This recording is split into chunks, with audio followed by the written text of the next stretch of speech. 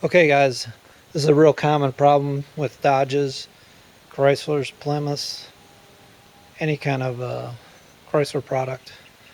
They make the dipstick handle out of plastic, and it has a spot right here where there's an O-ring that sits in here, so it's a little thinner, and after time this plastic will get real brittle.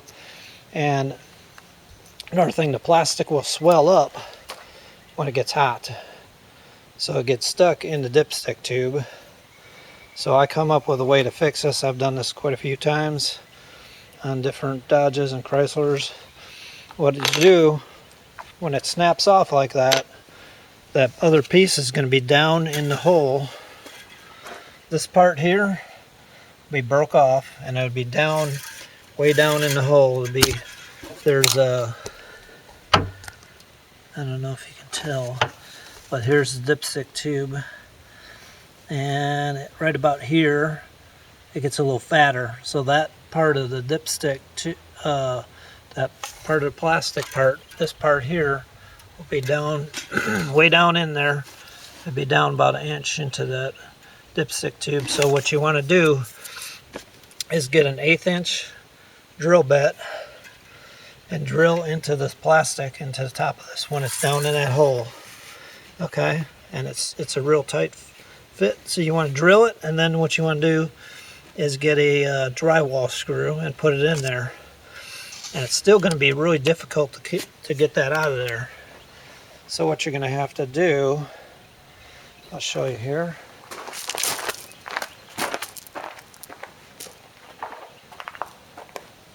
A lot of times you can get a hold of the screw. I'd have to take this engine cover off for this car. That's what I did.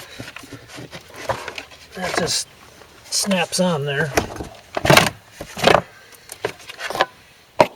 These little nipples hold that engine cover on, so you can pull it up off of there. So what you do is you get a pliers and grip onto the screw just like that, and then you can take another pliers, and what I did, I'll show you, I got a special tool for that.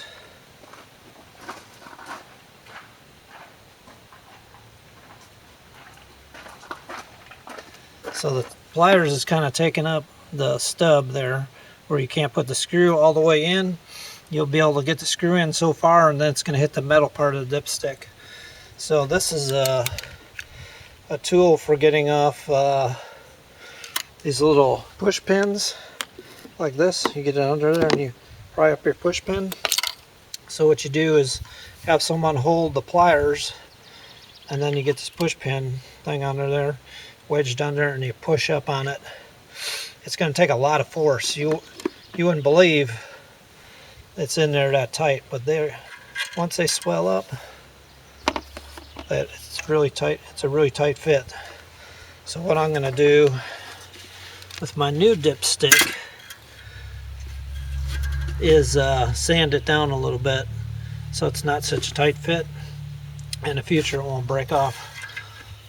Okay, so if you got a pair of pliers, get that screw put in there, and then if you have a tool like this or another pair of pliers, you can wedge it up, and eventually it will come out of there. And then you can, if you wanted to, you could use this as is, just like that, but it won't push down in there all the way. This yellow part is supposed to be down in there about at least a 1/2 inch or inch down. Or you can just go buy a new dipstick. If you're on a real budget, you can check your oil like that, but just remember that when you check your oil, it's going to look like it needs oil. See where it is showing the oil right about there, and the full mark is way up here, so it won't give you a true reading. You'll have to add a little bit. You won't have to add oil, but you'll have to say, okay, if it's right there, that's full, not up there.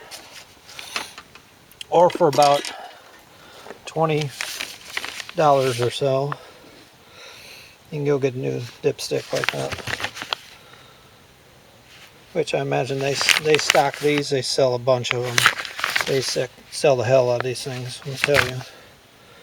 So I think personally, I think they should just make them out of better materials. You know, update it with better materials instead of selling that same old crap to you. But there you go, guys. If you're running in that problem where you can't check your oil because it broke off, that's how you fix it.